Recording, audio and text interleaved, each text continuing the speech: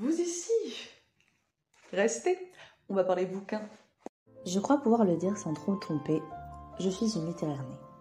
Passionnée depuis toujours par la littérature, le nez constamment plongé dans des bouquins, à tel point que petite, mon père me demandait d'arrêter de lire pour sortir dehors ou regarder la télé.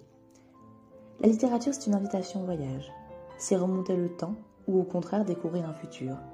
Ouvrir un livre, c'est comme ouvrir les portes d'un monde nouveau, fantastique, magique, parfois sombre et déroutant. La littérature, c'est aussi une aventure dans la tête de son auteur. C'est explorer les abysses de ses mots pour en retirer la substantifique moelle du sens, ou alors se perdre dans les méandres d'une syntaxe qui nous échappe. Surtout, la littérature nous offre ce pouvoir unique, celui de ralentir le temps. Dans un monde où tout va toujours plus vite, la lecture nous permet cette chance unique de prendre le temps, d'oublier le tic-tac pressant et le brouhaha de la réalité pour souffler dans un ailleurs le temps de quelques pages. J'adore entrer dans une librairie, explorer chaque rayon et ressortir de là presque sonné, sans aucune idée du temps passé, pour doucement revenir à la réalité. Bon, il fallait bien qu'on en parle un jour des livres parce que je suis absolument passionnée de littérature, à tel point que je fais actuellement des études littéraires, donc j'aime beaucoup ça et j'avais envie de vous présenter mes livres préférés, du moins une partie de mes livres préférés qui ont vraiment marqué mon parcours de lectrice. Cette liste n'est absolument pas exhaustive parce que sinon je pense que la vidéo durerait 3 heures. J'en ai absolument aucune idée de combien de temps ça va durer, mais je pense que déjà ça va être un petit peu long. Et je ne parle pas dans cette vidéo de BD ou de romans graphiques. Pourtant, il y aurait aussi beaucoup de choses à dire, c'est juste que peut-être j'en parlerai une autre fois, je ne sais pas, on verra. Mais sinon, oui, comme toujours, la vidéo aurait duré beaucoup trop longtemps. Donc pour l'instant, on va rester sur des livres, et principalement des romans. Je ne parle pas non plus de livres féministes, parce que je ne sais pas si je peux dire que ce sont des livres préférés, ce sont des livres vraiment qui ont été importants sur ma réflexion féministe et tout, mais est-ce que je les mettrai dans mes livres préférés? Je ne sais pas. Donc je me suis dit que je ne ferai pas de catégorie de livres féministes, mais ça ne veut pas dire que j'en ai pas lu et qu'il n'y en a pas qui sont chers à mon cœur. Pour ce faire, j'ai fait une liste en mettant différentes catégories de livres. J'ai sorti le petit carnet pour pouvoir un petit peu trouver le fil de ma pensée. Et par contre, je vais faire juste un petit bonus avant sur un livre qui est hors catégorie, mais dont j'avais absolument envie de vous parler, et qui est On va déguster l'Italie. Un beau bébé de 3,8 kg. Je l'ai sincèrement pesé, il fait vraiment 3 kg.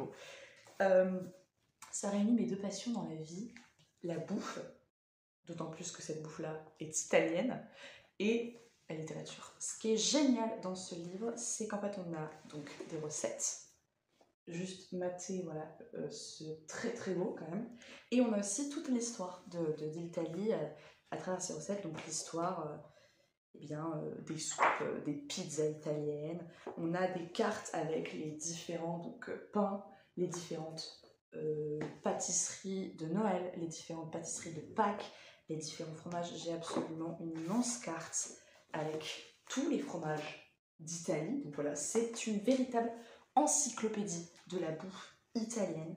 Il y a plein de recettes ultra typiques, puisque ce sont que des chefs cuistots italiens qui ont fait les recettes.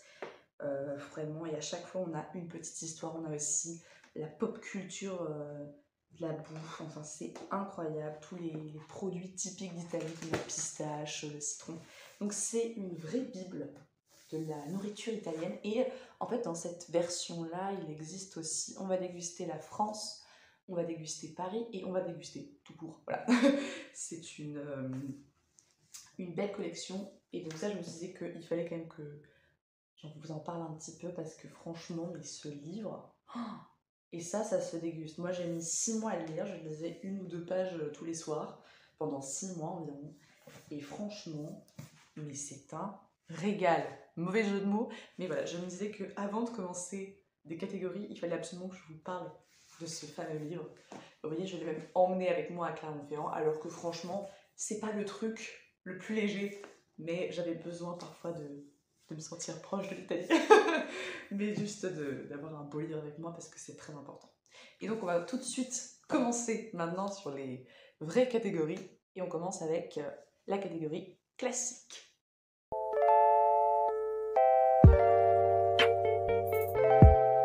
Donc, ce que j'appelle classique, ce sont vraiment les livres qui sont catégorisés comme tels. Donc les classiques de la littérature française, il y a américaine et anglaise. Et aussi, il y a, qui n'est pas considéré comme un classique, mais qui pour moi est un classique puisqu'il a bercé toutes mes meilleures soirées dans ma vie. Et donc voilà, il y a des vrais classiques et il y a ce que je considère comme des classiques, qui sont d'ailleurs peut-être un peu plus contemporains.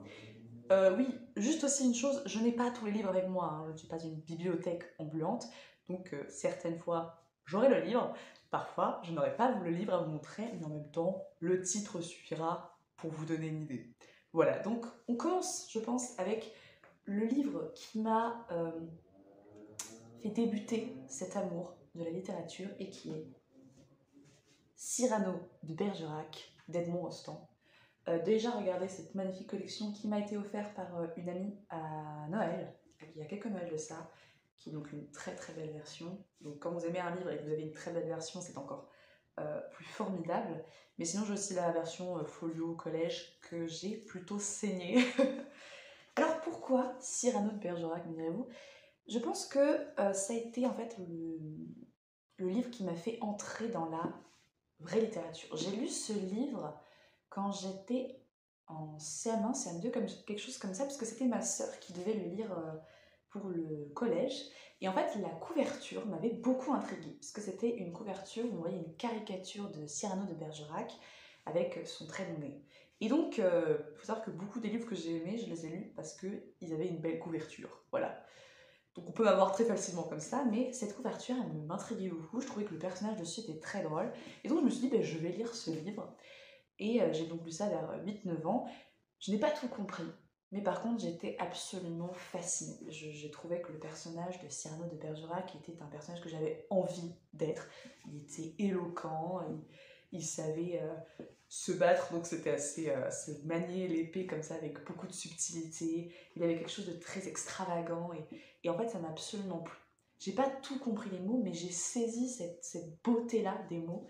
Et je crois que c'est ça qui m'a dit, mais en fait, c'est trop bien la littérature, c'est absolument merveilleux. Et puis il y avait à la fin ce pathos qui est quand même, quand on est enfant, mais on se dit, ouais, mais moi aussi je veux mourir avec autant comme ça de panache.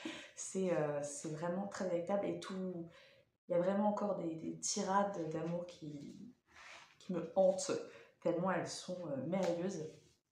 Donc je pense que c'est ce livre qui m'a fait débuter mon amour de la littérature et je ne peux que le recommander parce qu'il est vraiment formidable. On part dans cet univers à la fois drôle, éloquent, un peu dramatique. Voilà, il y a vraiment les grands axes du théâtre, mais c'est un condensé pour moi. C'est un livre que j'aime beaucoup lire parce qu'il y a un condensé de beaux mots, de beaux jeux de mots. Voilà, c'est vraiment on s'amuse avec la langue tout le long et c'est ça qui est hyper génial. Et je pense que la littérature, c'est ça, c'est aussi jouer avec la langue et savoir manier cette langue. Donc, énorme coup de cœur sur ce livre qui fait donc partie de mes préférés, surtout quand on a une aussi belle version. Autre livre, alors là on sera plus à être, je crois, un des rares de la littérature française. Autre livre, je regarde mon petit carnet, c'est Ne tirez pas sur l'oiseau moqueur de Harper Lee. Alors en fait, il faut savoir que j'ai découvert ce livre lors d'une interview de l'autrice, il y a eu une interview de l'autrice qui a été faite, et j'étais tombée dessus, et je me suis dit, mais je veux absolument lire Ne tirez pas sur l'oiseau moqueur de Harper Lee. Je sais pas pourquoi, ça a été une obsession, d'un coup, il fallait que je lise ce livre.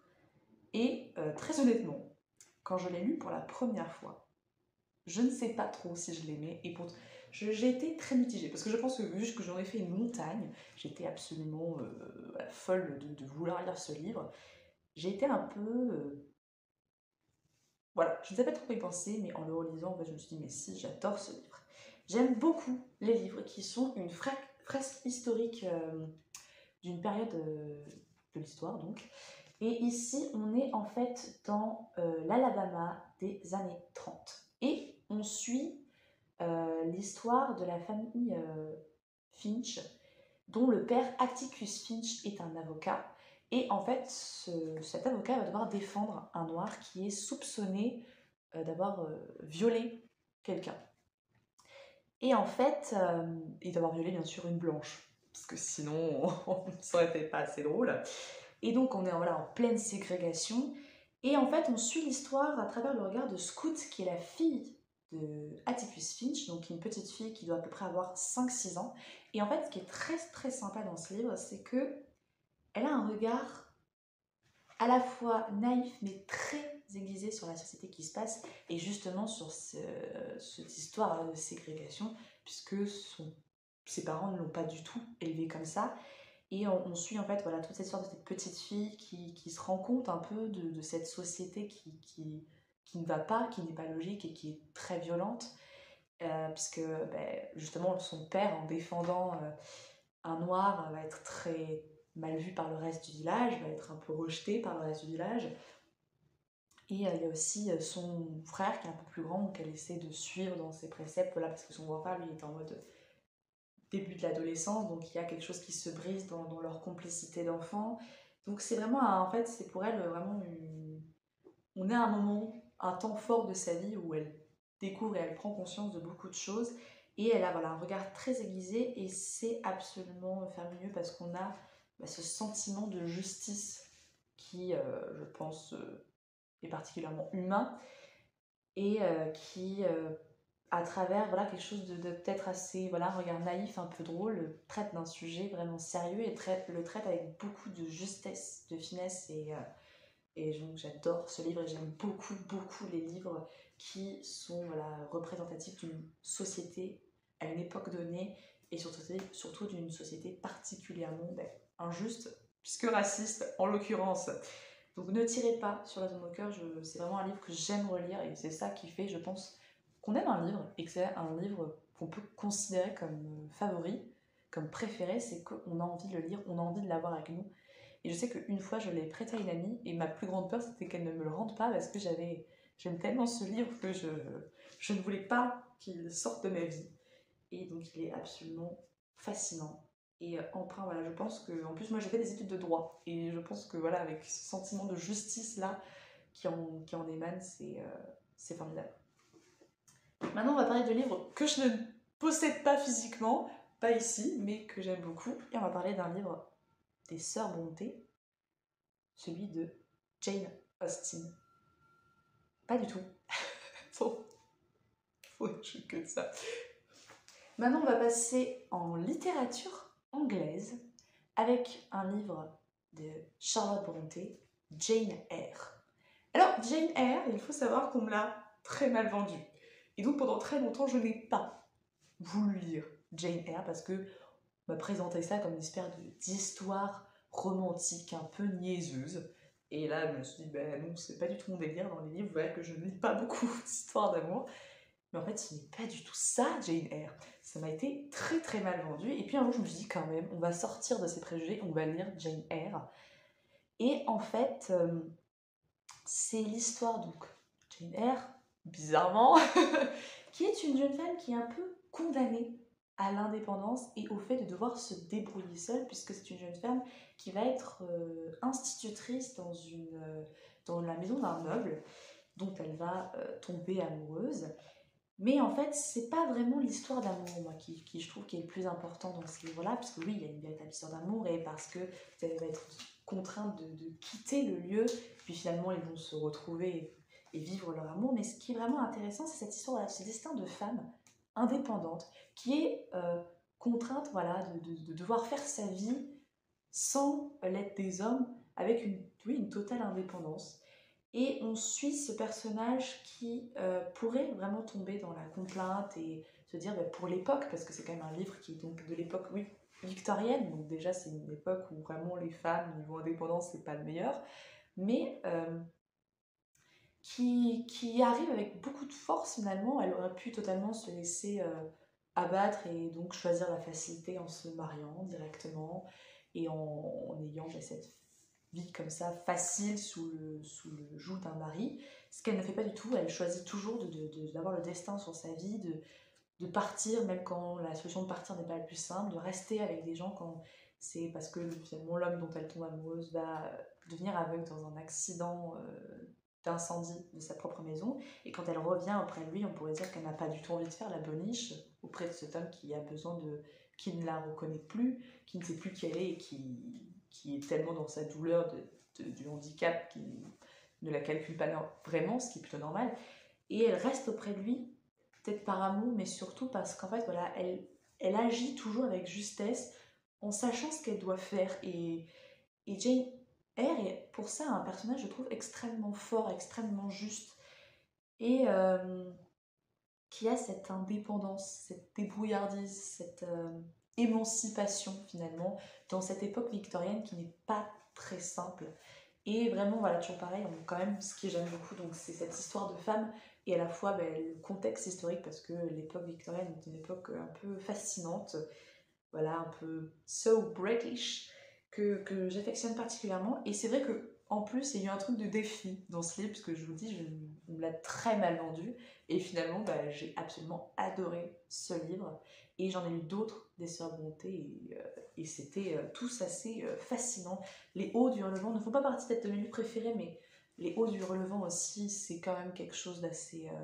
c'est vraiment une histoire, mais d'une violence dans la passion qui est absolument mais fascinant. Et quand on sait que ces livres ont été écrits par des femmes qui ne sont jamais sorties de chez elles et qui n'ont pas du tout le destin de leur personnage, ça rend mais quelque chose d'incroyable, parce que c'est une représentation de la société, de ses mœurs, de la passion humaine qui est décrite avec une telle vérité finalement, pour des femmes qui ont presque une vie de bonne sœur, quoi. Donc c'est assez fort aussi pour ça, et je pense que c'est ce qui fait que j'aime particulièrement ce livre, et que bien les Sœurs Brontë comptent beaucoup dans les autrices. Parce qu'on parle de livres préférés, mais je pense qu'à travers les livres préférés, il y a aussi des auteurs et des autrices préférées, et je pense que les Sœurs Brontë en font partie. Et comme je les ai découvertes il n'y a pas si longtemps, je suis encore dans la joie de lire des livres des Sœurs Brontë, et je pense que ça va continuer. Dans le même histoire un peu de femmes, on part en Amérique avec le livre de Louisa May Alcott, qui est Little Woman, ou Les 4 filles du docteur March. Donc pareil, un classique, on est sur une fresque historique, on est sur la guerre d'indépendance des États-Unis, et donc cette famille de 4 filles qui se retrouvent seules et dont on suit l'histoire des 4 filles. Et en fait, j'ai été subjuguée par ce livre. Tout simplement parce que c'est la première fois que je me retrouvais autant, j'ai pu autant m'identifier dans un personnage. Et le personnage donc, de Jo March, qui est des 4 sœurs, le personnage le plus important finalement. Jo March, elle a quelque chose de fascinant. C'est vraiment une fille qui marche à contre-courant de sa société. Elle refuse totalement, comme sa grande sœur, de se marier. Elle veut être écrivaine, alors qu'une femme qui écrit pour l'époque, c'est pas franchement le plus simple. Et elle a toujours quand même cette volonté de remise en question, mais de suivre sa voie et de vivre de sa passion, même lorsque elle se rend compte que c'est pas toujours facile en tant que femme de devoir faire ça. Et en fait, c'est absolument mais fascinant. Donc on suit le destin de Jo March, mais aussi donc de ses 3 sœurs. Il y a Amy, Meg et Bess. Alors Amy, elle est plutôt une artiste, un peu jugée trop parfois pour sa coquetterie, mais qui va être aussi un personnage qui est très fort. En fait, toutes ces jeunes filles se distinguent de leurs congénères parce qu'elles ont quelque chose, elles ont une force, elles ont une passion qui les distingue. Meg va être plus rapidement rentrée dans le choix classique de la bonne épouse, mais c'est un choix qu'elle fait et qu'elle assume complètement. Et on a Bess qui, elle, a un destin un peu particulier, dont je ne dis rien. J'essaie de pas trop spoiler, même si je pense quand même que je spoil pas mal depuis le début. Et voilà, 4 jeunes filles absolument fascinantes qui ont ça on se rend compte qu'elles elles pourraient paraître très ordinaires et à la fois elles ont quelque chose de tellement différent des jeunes filles de leur époque. Et toujours pareil, cette fresque historique, ces personnages auxquels on s'attache, il y a beaucoup d'émotions dans ce livre, il y a une véritable sororité, hein, du fait de leur famille, mais en général, et où on peut y voir le côté un peu naïf, un peu niais de ces jeunes filles qui sont toujours ensemble, pour qui la famille c'est important. Mais derrière, il y a quand même une véritable réalité, c'est que c'est pas facile pour des jeunes filles de devoir faire leur bout de chemin comme elles l'entendent dans une société de l'époque. Donc pareil, Les 4 filles de Dr. March, j'ai été absolument fascinée par ce livre et c'est un livre que j'aime avoir avec moi, que j'aime relire de temps en temps parce que il vous plonge dans une ambiance qui met bien, on se sent comme ça enveloppé d'un petit plaid quand on le lit et en même temps on a envie d'être comme ces jeunes filles extrêmement passionnées et vivre de notre passion coûte que coûte. Alors bien sûr, j'aurais quand même si c'est le seul où j'aurais quand même des petits trucs à dire, sur le point où quand même parfois il y a des considérations qui ne sont pas très féministes, notamment la jeune fille, donc Jo March est particulièrement une fille qui se laisse emporter par ses émotions et notamment par sa colère, et sa mère qui lui dit moi je suis en colère chaque jour de ma vie, mais comme je suis une bonne épouse, mais j'essaie de ne pas être en colère tout le temps. Donc bon, c'est particulier parfois la façon dont il faut agir pour être une bonne épouse, mais il y a cette idée quand même que finalement euh, il y a une remise en question perpétuelle des personnages. Alors parfois pour se marier, mais parfois juste pour être une meilleure personne, parce que vraiment il y a comme cette quête d'être une bonne personne et d'agir de manière juste. Vraiment, il y a vraiment une volonté d'agir de manière juste et pour le bien de sa famille, parce que ce qui compte énormément à ces jeunes filles, c'est de rester soudées. Et donc c'est quand même une belle histoire de sororité et de famille, au fond. Donc je crois que j'aime beaucoup ce livre parce que justement, j'aime beaucoup le sens de la famille. Et alors un dernier livre dans cette catégorie classique qui est déjà assez longue, c'est Daniel Pennac et c'est la saga de la tribu Malocène. Alors pour moi c'est un classique et je ne sais pas si on peut considérer ça comme un classique, mais Daniel Pennac c'est un auteur français que tous ses livres sont géniaux, quoi. C'est absolument génial. Et moi j'ai découvert Daniel Pennac à travers le destin de la famille Malocène. Alors la famille Malocène c'est une famille un peu particulière. Tout d'abord c'est une famille qui est en constante expansion. À chaque nouveau roman, il y a un bébé qui vient agrandir la famille. Et cette famille, elle vit dans les quartiers de Belleville, donc à Paris, et elle est centrée, on va dire, autour de Benjamin Malocène, qui est le grand frère de cette famille. En fait, chaque enfant est de pères différents, mais de la même mère qui est un petit peu incarne une espèce de Vierge Marie, mais pas trop Vierge Marie à la fois, donc c'est tous les paradoxes présents, mais qui a quelque chose voilà, de divin. Hein, cette femme est pour eux le Saint Graal, et donc ils se retrouvent autour de cette femme. Et Benjamin Malocène est particulier puisqu'il est bouc émissaire. Alors, c'est-à-dire que s'il y a une merde quelque part, eh bien, il est là, au mauvais endroit, au mauvais moment, et tous les soupçons lui tombent toujours dessus. Dans le premier roman, donc au Bonheur des Ogres, il est chargé de la sécurité dans un grand magasin dans lequel il va y avoir plusieurs explosions. Et en fait, on va le soupçonner de mettre en place ces bombes, alors que c'est bien sûr jamais lui. Et en fait, dans chaque roman, c'est toujours dans une quête où on sait dès le départ que ce n'est pas Benjamin Malocène qui est le coupable. Et donc, on suit toujours ses péripéties pour essayer d'arriver à prouver son innocence. Mais c'est toujours très rocambolesque. C'est-à-dire que ce qui est fascinant dans ce roman-là, c'est qu'on est dans la réalité. Hein, c'est un roman qui est particulièrement contemporain, puisque donc les premiers romans sont de la fin des années 90, et le dernier a été publié, je crois, il n'y a même pas 2 ans. Donc vous voyez, on est quand même dans une société ultra contemporaine. Mais à la fois, chaque personnage a quelque chose d'extraordinaire.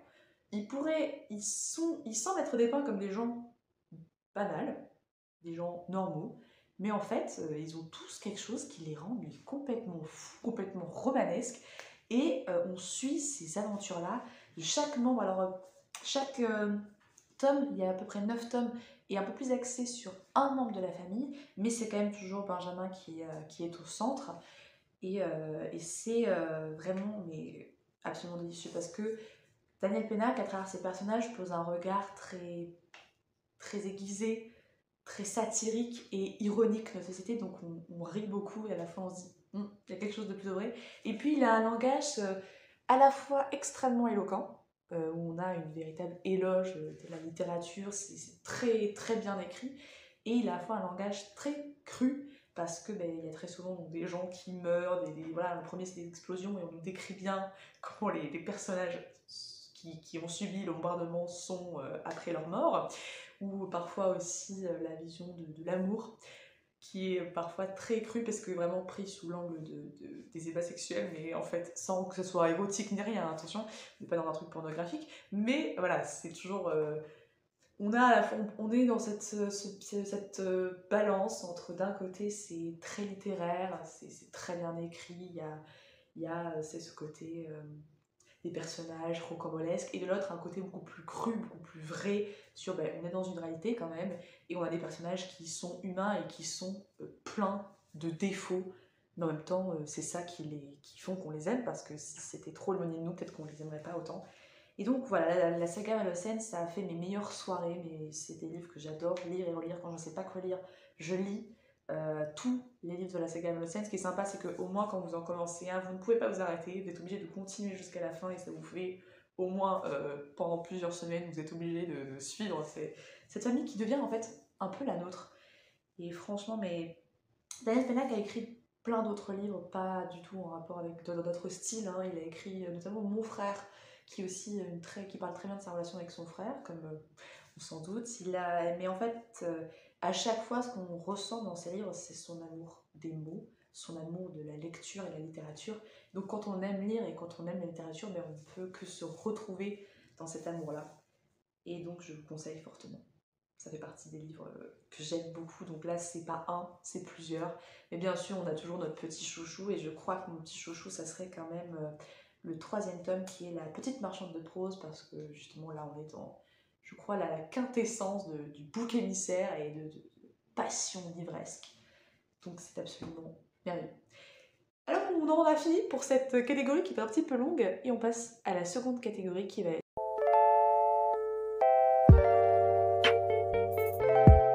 Je ne pouvais pas parler de mes livres préférés sans vous parler du style littéraire que j'aime le plus, c'est-à-dire les polars, et sans vous parler de mon autrice préférée qui est Agatha Christie. J'adore Agatha Christie. Non, juste à peine. Christie, j'aime encore acheter un livre d'Agatha Christie là juste avant cette vidéo. Ce sont 12 petits meurtres à lire au coin du feu, et des petits contes de Noël. Là, on est en pleine période de Noël, ça va être... je sens que ça va être génial. Mais je ne pourrais pas vous dire si c'est un livre préféré. En attendant, j'adore Agatha Christie, donc je ne vais pas être déçue. Bien sûr qu'on parle d'Agatha Christie, j'adore les polars, parce que je crois que j'aime bien être le temps d'un livre, un enquêteur, un détective. Peut-être que voilà, si je ne réussis pas dans la vie, peut-être que je deviendrai détective, qui sait. Pas très sûre. Mais il fallait que je vous parle d'Agatha Christie. C'est absolument génial.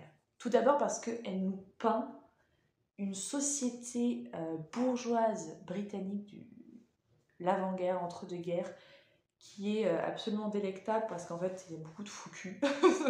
On est un petit peu dans cette société qui est bourgeoise, mais qui en fait est quand même marquée par énormément de crimes et de meurtres, pour des histoires parfois d'héritage, très souvent des crimes d'intérêt. Donc ça quand même brosse le portrait d'une bourgeoisie anglaise pas finalement très sympathique. Et puis surtout parce qu'on a à chaque fois des détectives formidables, et je vais bien sûr vous parler de Hercule Poirot, qui est iconique. Tout d'abord parce que Hercule Poirot, je pense que tout le monde connaît Hercule Poirot, mais il est quand même fascinant. C'est un des détectives avec le plus de style, je trouve. Il est toujours quand même très porté sur sa petite personne, sur son apparence, d'être parfait avec ses petites moustaches et tout. Et en fait, on aime bien ce côté un peu c'est des petits défauts-là de Hercule Poirot, mais ce qu'on aime aussi, c'est quand même sa capacité de déduction. Et c'est pour ça que je vais vous parler notamment de 3 romans de Agatha Christie. Je vais vous parler vraiment des plus classiques, parce que je pense qu'on aime un auteur assez classique, et après on devient un fou, un passionné de cet auteur aux autres romans, mais bien sûr je vais vous parler du Crime de l'Orient Express. Alors, il faut savoir que le premier livre de Agatha Christie que j'ai lu, c'était un roman graphique de Crime sur le Nil, parce je n'avais pas d'Agatha Christie avant donc de recevoir cette immense pile que vous avez pu voir, qui a été en fait qui était le fruit d'un héritage que j'ai pu, enfin pas un héritage à moi, mais que j'ai pu recevoir ces livres parce que sinon ils allaient partir dans une bibliothèque. Et c'était vraiment au moment où j'ai découvert Agatha Christie, et ma mère me dit si tu veux, il y a plein de livres d'Agatha Christie qui vont partir à la bibliothèque à mon boulot, prends-les. Et c'est comme ça que j'ai été forcée d'aimer encore plus Agatha Christie, parce qu'on m'a donné, j'ai une vingtaine d'Agatha Christie, donc forcément je n'ai pu que tomber amoureuse de l'autrice.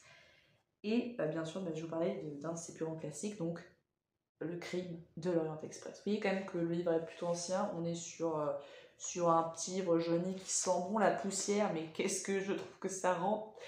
Ouh, pas très pensé. Mais vraiment, ça met dans le jus, finalement. Et Le Crime de l'Orient Express, donc, ce qui est génial, c'est que c'est toujours... Pour moi, les enquêtes les plus fortes, ce sont celles qui sont en huis clos. Et Le Crime de l'Orient Express, les personnes, donc on est sur à peu près une douzaine de personnages, sont en fait bloqués dans une tempête de neige dans un train. Et dans ce train, eh bien, il y aura quelqu'un qui va mourir, et il va falloir découvrir qui est le meurtrier.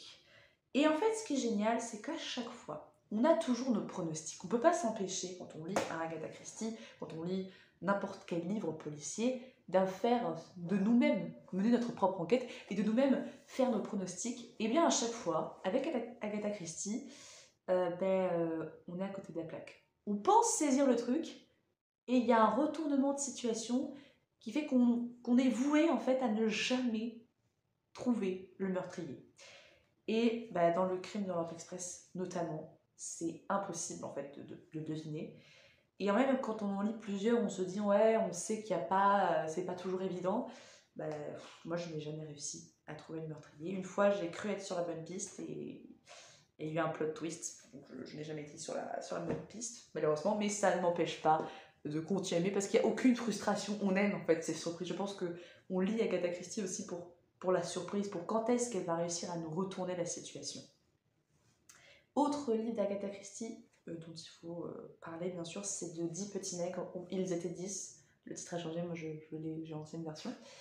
Pareil, on est encore dans un huis clos, puisque ce sont 10 personnes qui sont bloquées sur une île, et chaque jour, elles viennent à mourir selon d'une comptine. En fait, il y a une comptine où 10 petits nègres décèdent, et chacun des personnages va mourir en fonction de cette comptine, et il va falloir découvrir qui est le meurtrier. Et là, pareil, mais c'est impossible de deviner, mais c'est absolument formidable. Dans celui-là, il y a vraiment la folie meurtrière poussée par un sentiment de justice. C'est vraiment, mais c'est génial. Moi, je sais que pour celui-là, j'avais commencé à faire des portraits de chacun des personnages, en essayant de construire des liens pour trouver. Eh bien, je me suis foirée, car je ne l'ai pas trouvé, mais c'est absolument génial.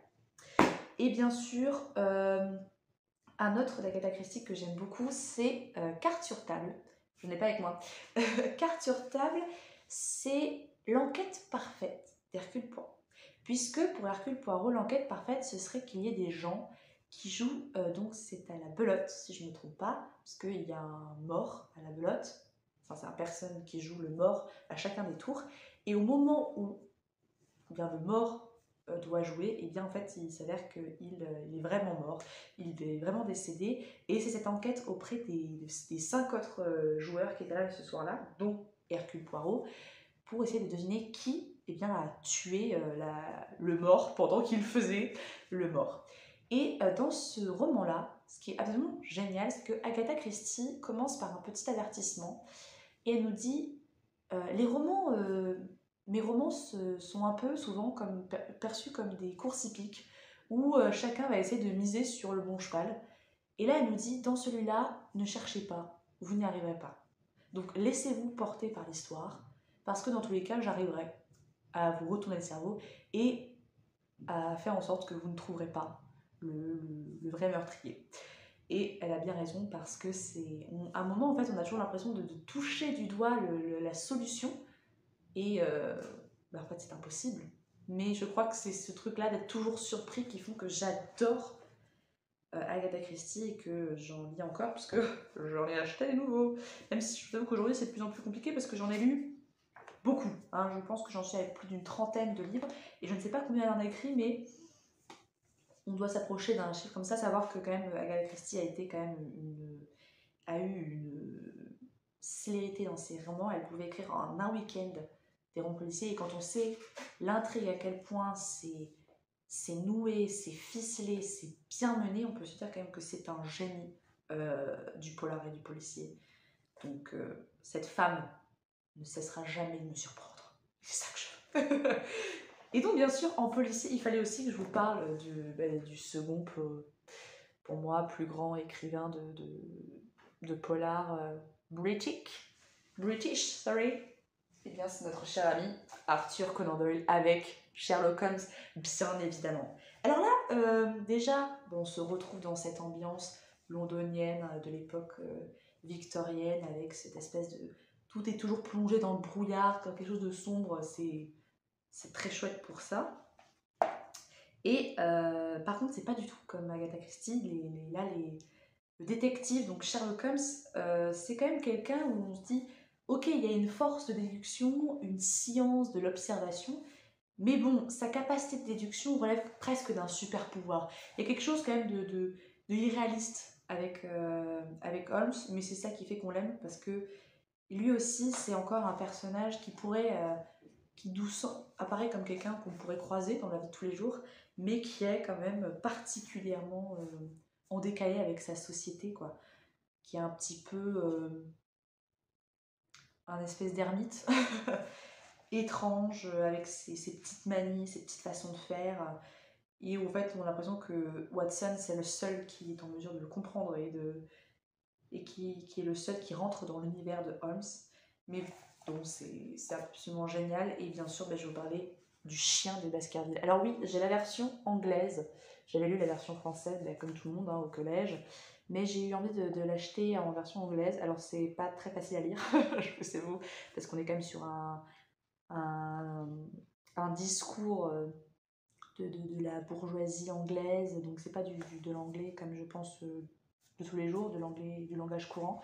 Donc c'est un peu compliqué à lire, mais j'aime beaucoup ce roman-là parce qu'il y a quelque chose de un petit peu surnaturel avec ce chien dans les Landes de domaine des Baskerville, et qui est quand même, voilà, ce côté un peu fantastique qui nous prend et rend encore l'histoire, rend l'enquête encore plus merveilleuse. Et toujours pareil, on ne sait jamais qui c'est, mais là on n'a pas envie de suivre parce qu'on sait qu'on n'est pas à la hauteur des capacités de déduction, même si on sort des livres de Arthur Conan Doyle avec cette envie d'observer un peu, un peu tout le monde, cette envie de devenir un peu à notre manière des Holmes, mais en même temps c'est vraiment, voilà, un personnage, voilà, toujours pareil, formidable. On a une fresque historique qui nous est peinte, voilà, une période, toujours, je pense que vous avez vu, hein, j'aime beaucoup la période victorienne, voilà, ce 19e siècle British, qui est absolument génial. Et le chien de Baskerville avec ce petit twist surnaturel un peu est fascinant. Limite, parfois, on est un petit peu effrayé parce que tout se passe quand même la nuit. Et c'est très très très chouette à lire. Après, si vous voulez rentrer dans le Sherlock Holmes, Arthur Conan Doyle a écrit beaucoup de nouvelles. Donc ça aussi, c'est chouette quand on n'est pas trop gros roman. Et pareil, en quelques pages, en une vingtaine de pages, il arrive à nous surprendre. Et du fait qu'on n'arrive jamais, pareil, à trouver qui est le meurtrieur, si vous avez la ref. Mais c'est ça qui est très très chouette dans les polars. Et que j'aime particulièrement les polars, je pense que vous l'avez compris. Donc ça sera tout pour cette catégorie. Mais la suite va être formidable puisque nous allons parler d'expérience littéraire. Et oui, messieurs, dames.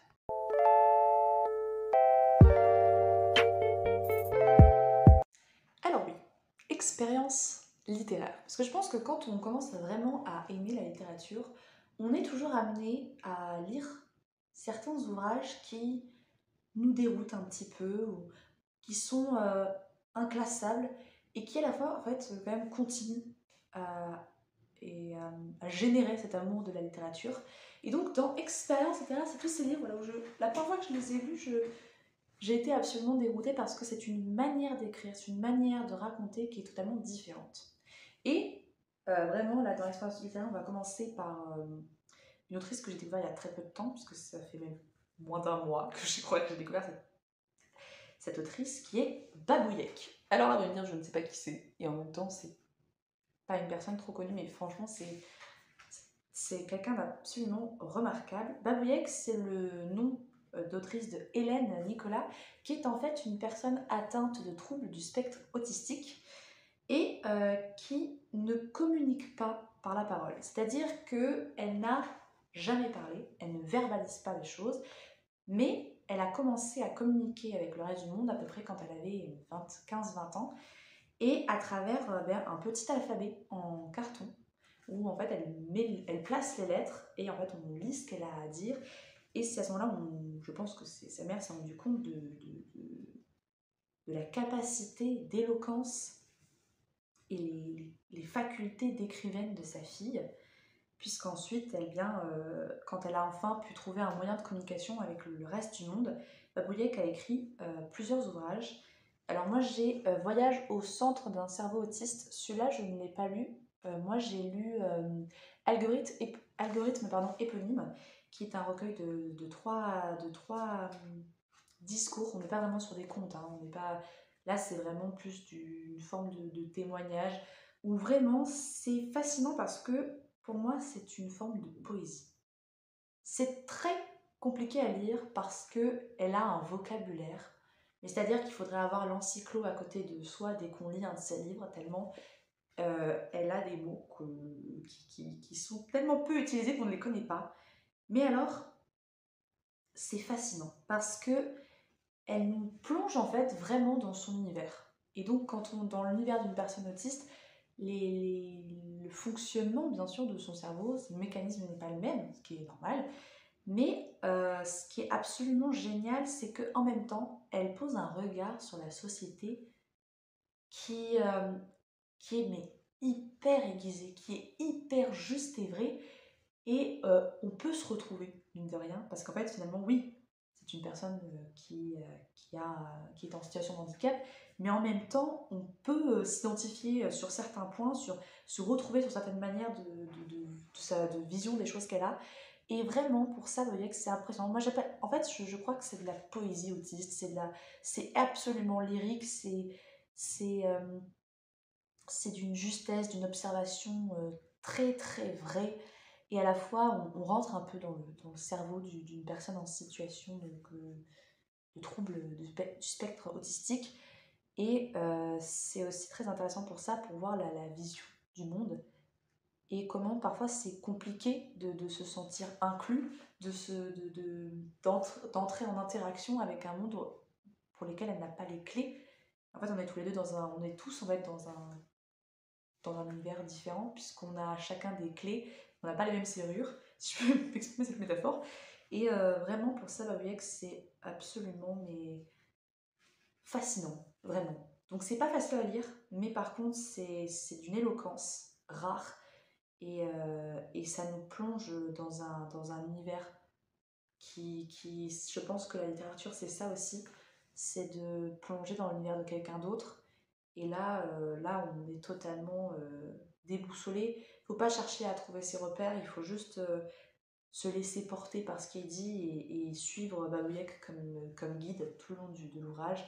C'est absolument génial. Et donc, ça a été l'une de mes découvertes de la fin de l'année, là. Et c'est une véritable expérience littéraire.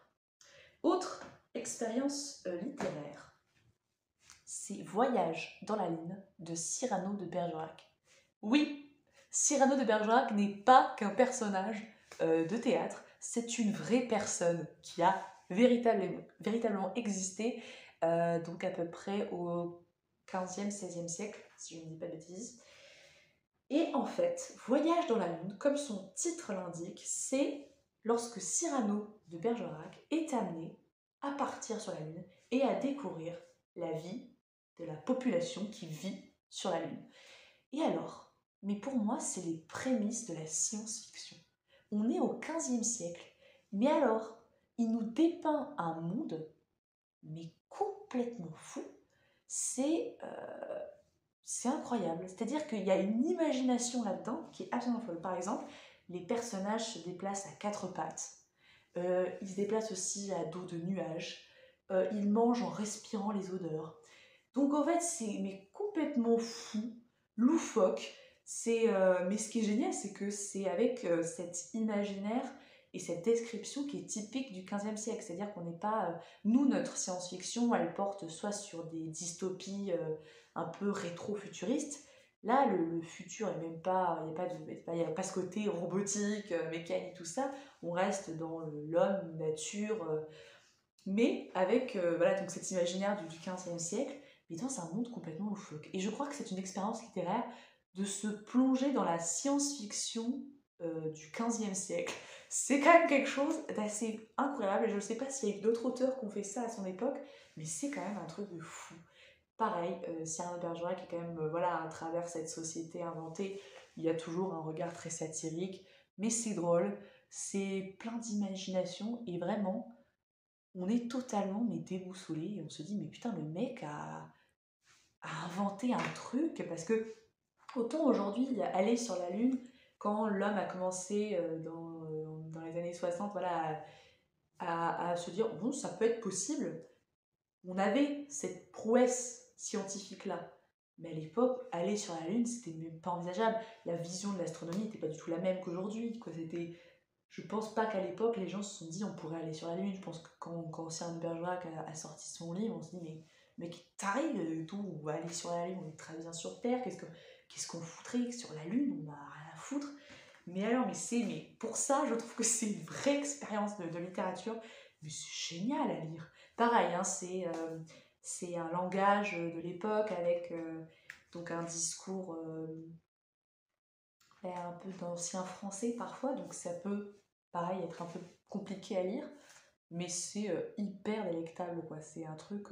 Moi, j'avais lu ça en vacances, j'étais sur la plage quand je lisais ça, et je me disais, mais c'est le soleil qui m'a tapé sur la tête pour ce que je suis en train de lire, ça n'a pas de sens, mais en même temps, c'est loufoque, et c'est absurde, et c'est ça qui est absolument mais génial, et qui en fait une véritable expérience littéraire.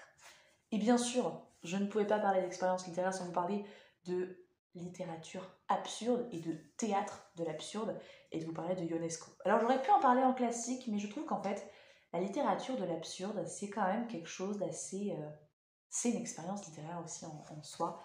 Et j'avais envie de vous parler d'une pièce de théâtre. Alors, Ionesco, déjà, c'est vraiment génial. À chaque fois, c'est pareil, hein, c'est très satirique.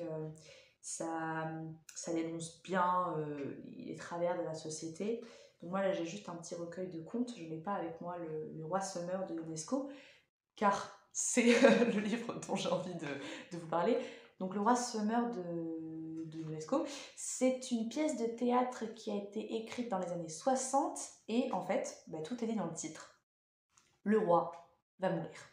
Et le roi va mourir dans 1h25 exactement. Et c'est ce qu'on lui dit, ce que les reines vont lui dire, tu dois mourir, c'est bon, ça y est, ça fait trop longtemps que tu es sur Terre, ça fait trop longtemps que tu repousses ta mort, tu es comme tout le monde, tu vas mourir, maintenant c'est bon, c'est ton heure. Et en fait, c'est vraiment, mais la pièce qui pour moi retranscrit le mieux cette peur universelle de la mort et cette prise de conscience, en fait finalement impossible, de notre propre finalité. Et dans Le Roi se meurt, il y a le roi a cette réaction donc de dire mais oui, je sais que je vais mourir, mais plus tard, c'est ça en fait, il repousse le moment. Et quand il est contraint finalement de mourir dans 1h25, il y a une naïveté. Voilà. Il passe par absolument tout le refus, la plainte, essayer de négocier. C'est en fait finalement un peu je pense, ces réactions humaines qui sont totalement naturelles face à l'idée qu'on va tous mourir. Mais c'est vraiment génial. C'est aussi cette volonté de laisser une trace comme ça de notre passage sur Terre, un truc qui est quand même proprement humain, et puis ce truc de finalement survivre, réussir à dire mais moi j'aurais existé quoi après, et en fait non, parce que c'est absurde de vouloir laisser une trace de nous sur Terre, parce que comme va le dire un des personnages, on va parler de toi dans quoi, une dizaine de lignes, dans une dizaine de milliers de livres qui vont être disposés dans une bibliothèque parmi une dizaine de milliers de bibliothèques qui existent dans le monde. En fait, tu n'es rien, tu n'es que poussière, et t'as beau être un roi, t'as beau avoir fait des lois, on va vite t'oublier comme tout le monde. Donc il y a encore pour moi des passages qui m'ont... Et ça peut être marqué parfois de ce pathos, comme dans Cyrano de Bergerac, mais je trouve que parfois le pathos, ça a quand même quelque chose de délectable, ce qui fait que qui nous marque, hein. Il y a notamment énormément de tirades qui me marquent encore du Roi Sommaire, et qui font que j'ai envie de lire et de relire et de relire ce livre, parce que c'est de l'absurde, mais toujours en fait, il y a toujours une forme de réalité derrière. Il y a toujours une très très bonne critique de la nature humaine, ou parfois juste une réalité, parce qu'on ne peut pas franchement critiquer l'homme de sa peur de mourir. Mais vraiment, le Roi se meurt, c'est génial parce qu'on rit. On a presque de la peine pour ce personnage, on n'a pas envie qu'il meure, et en même temps on se dit mais c'est le destin de tout le monde, donc ben, personne n'y échappe. Et pour moi, le théâtre de l'absurde, c'est du théâtre, c'est de la littérature à mettre dans les expériences, parce que tout le monde n'est pas adepte. Donc c'est vrai que moi j'aime particulièrement la littérature absurde, mais c'est quelque chose qui peut être déroutant, parce qu'on ne peut pas toujours trouver ce double sens qui fait partie du non-sens. Donc c'est voilà, ça ira être mes livres préférés, mais je peux comprendre que c'est pas toujours ce qu'on aime. Mais Ionesco pour ça est génial. Rhinocéros de Ionesco est aussi absolument génial. Donc si vous aimez l'absurde, je pense que on s'est compris sur Ionesco. Et maintenant on va partir sur la dernière catégorie, car il faut bien une fin à tout, et on va l'appeler humblement espoir en l'humanité.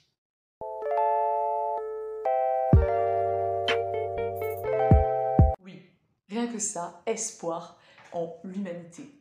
Et pour ça, je vais vous présenter 2 livres que voici, qui sont pour moi, je pense, mes livres préférés. Parce qu'en fait, quand on aime la littérature, je crois que ce que j'aime dans la littérature, c'est ce sentiment d'humanité. Je vous ai parlé de beaucoup de livres qui dépeignent la société, les travers de la société, ses mœurs, qui sont parfois très satiriques et qui sont empreints parfois d'une notion de justice et d'humanité.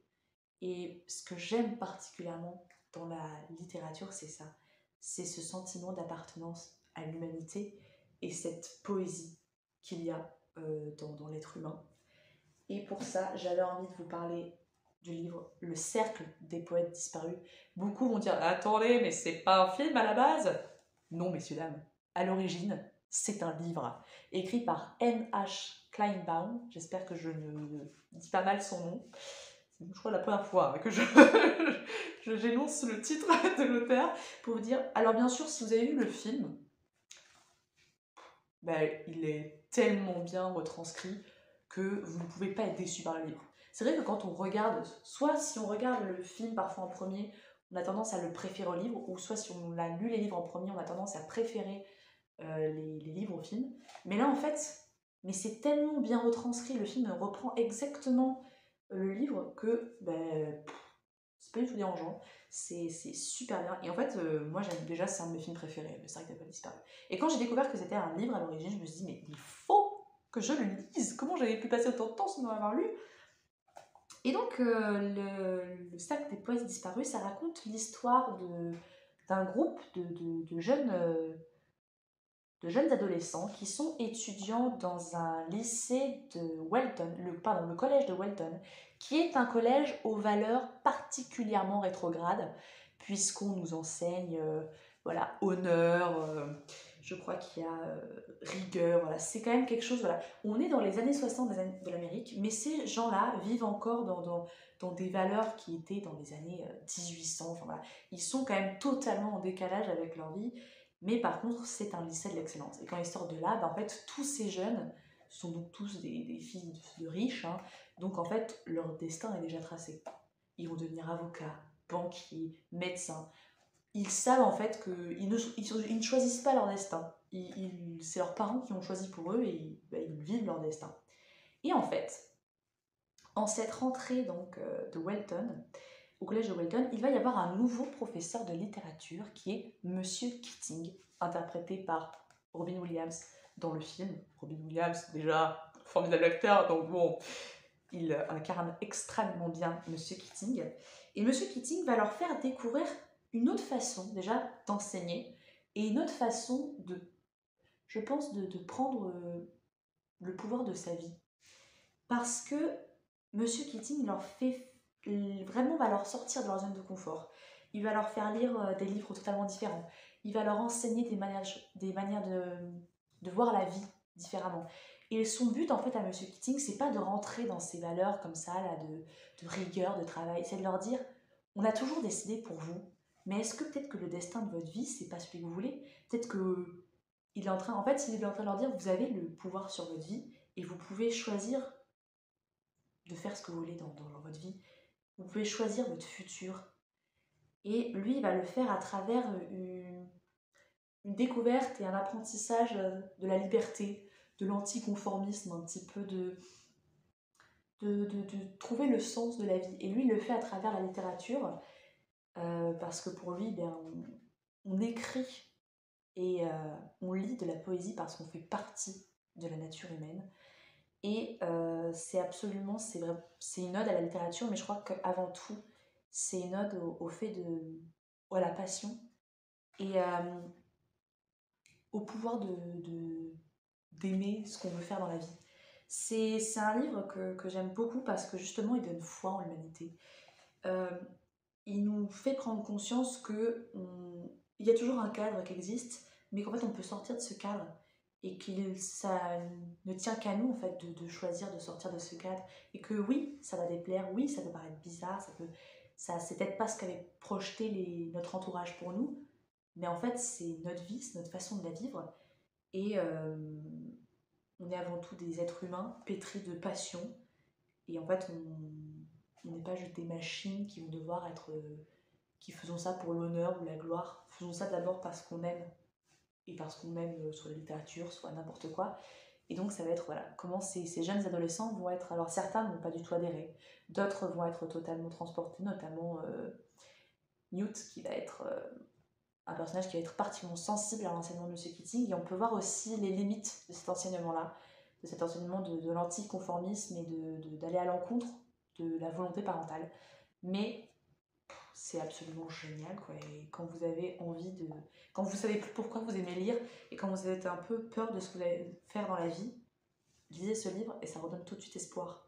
Donc forcément c'est un livre que j'aime beaucoup et bien sûr que j'ai envie de l'avoir avec moi parce que quand on a des coups de mou, il faut avoir ce genre de livres qui nous font aimer un petit peu plus l'humain et qui nous font redonner espoir sur notre vie future, parfois plus que incertaine.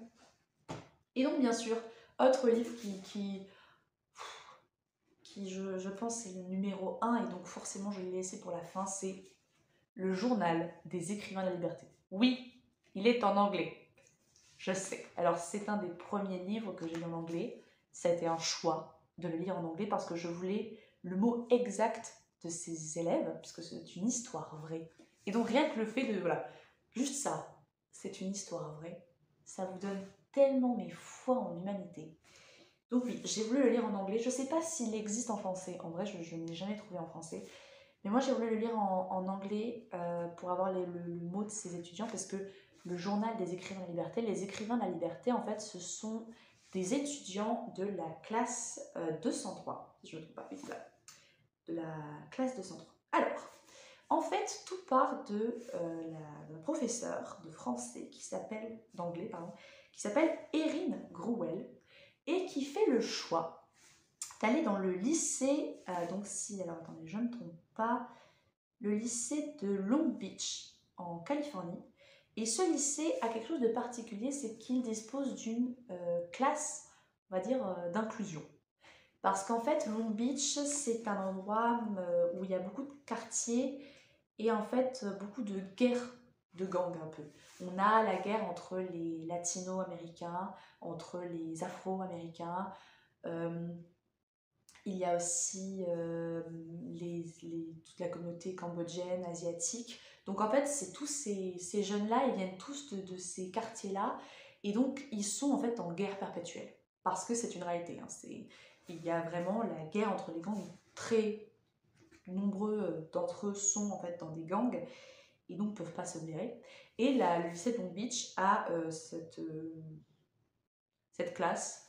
Je pense que c'est un peu pour un peu laver sa bonne conscience. Ils ont une classe d'inclusion avec que des élèves qui viennent de ces quartiers, on va dire, un peu chauds. Et Erin Grunwald arrive en fait dans ce lycée, décide d'aller dans ce lycée pour enseigner l'anglais, pardon, à ces étudiants-là, à ces collégiens, donc ils ont à peu près entre 14 et 16 ans. Et en fait, elle va déjà se confronter à la réalité qui est qu'elle arrive avec tous ces petits espoirs de oui, je vais donner de la chance à éduquer, de la chance de l'instruction à ces jeunes-là. Mais en fait, elle se confronte à la réalité qui est que ces jeunes-là, ils ne sont absolument pas valorisés. Ils n'en ont rien à faire d'aller au lycée. Parce que pour eux, la vraie vie, elle est dehors. Pour eux, la vraie vie, c'est de défendre son territoire. Et parce qu'en fait, ils ont déjà une maturité qui est l'atrocité de ces guerres de gang. Qui est que pour eux, et il y en a certains qui le disent, moi je m'en fous d'aller lire Homère ou qui que ce soit, parce que je sais pas si je serai encore vivant à l'anniversaire de mes 16 ans.